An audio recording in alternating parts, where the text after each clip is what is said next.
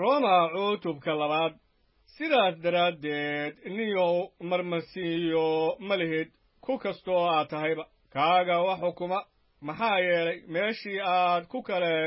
ku xukunteed waad isku xukumaysaa waayo kaaga wax xukumaa waxaad samaysaa isla wixii oo waxaannu ognaayeen xukunka ilaah oo ka gees yahay kuwa waxyaalaha caynkaasa sameeya sida runta ah nin yow ma waxay kula tahay kolkaad xukunteed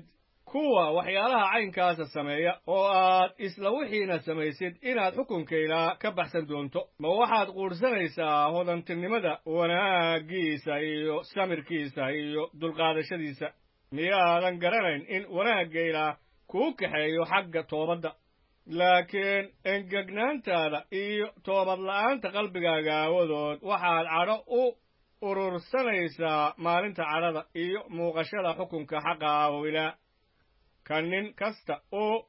siin doona sida shuqulkiisu ahaa kuwa dulqaadashada shuqulka wanaagsan ku doondoonaa ammaan iyo ciso iyo dhimasho la'aan wuxuu siin doonaa nolosha weligeeda laakiin kuwa iskala qaybqaybiya oo aan runta adeecin laakiinse xaqdarrada adeeca waxaa u ahaan doona cadho iyo ciil iyo dhibaato iyo cidhiidhiba oo waxay u ahaan doonaa naf kasta oo dadka sharka sameeya marka hore yuhuudda dabadeedna giriigga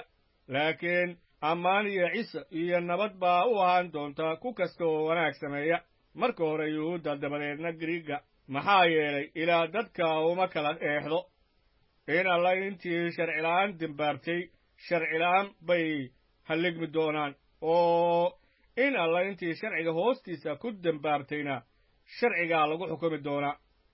waayo kuwa sharciga maqlaa ma aha kuwa xaqa ilaaha hortiis laakiinse kuwa sharciga yeela xaq baa laga dhigi doonaa markii dadka aan yuhuudda ahayn oo aan sharciga lahayn ay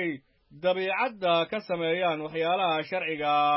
kuwan aan sharciga lahaynu waa isu sharci waxay muujiyaan shuqulka sharciga oo qalbiyadooda ku qoran iyagoo garashadoodu u markhaati furayso oo fikiradoodu midba midka kale ashkataynayo ama marmasiiyo samaysanayo maalinta ilaa waxyaalaha qarsoon ee dadka ku xukumi doono ciise masiix sida injiilkaygu leeyahay laakiin adigu haddaad isku sheegtid yuhuudi oo sharciga isku hadlaysid oo ilaah ku fahamtid oo doonistiisa taqaanid oo aad u bogtid waxyaalaha aad u fiican adigoo sharciga wax lagugu baray oo aad aaminsan tahay inaad tahay kan haga kuwa indhahala iyo kan nuurka ah kuwa gudcurka ku jira iyo kan doqonnada qumaatiya iyo macallinka carruurta adigoo sharciga ku haysta muuqashadii aqoonta iyo runta haddaba kaaga kan kale wax baraa sow wax isbari maysid kaaga dadka ku wacdiya waxba ha xadina adigu miyaad wax haddaa kaaga yidhaahda yaan la sinaysan miyaad adigu sinaysataa kaaga sanamyada nibcaadaa miyaad macbudiyo dhacdaa kaaga sharciga ku faanaa miyaad ilaah ku ciso jebisaa sharcigaad ku xadgudubtay aawadiis waayo magaca ilaaha waa lagaga caytamaa quruumaha dhexdooda idinka daraaddiin sida qoran waayo hubaal gudniintu waxbay tartaa haddaad sharciga yeeshid laakiin haddaad sharciga gudubteed gudniintii waxay noqotay buuriyaqabnimo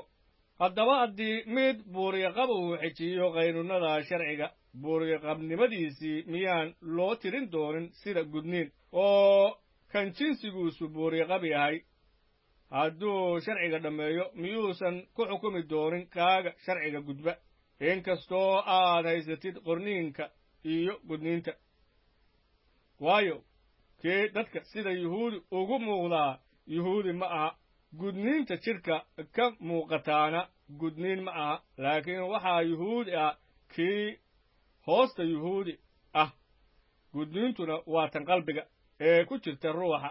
oo aan ku jirin qorniinka kaas ammaantiisu kama timaaddo dadka waxayse ka timaaddaa ilaah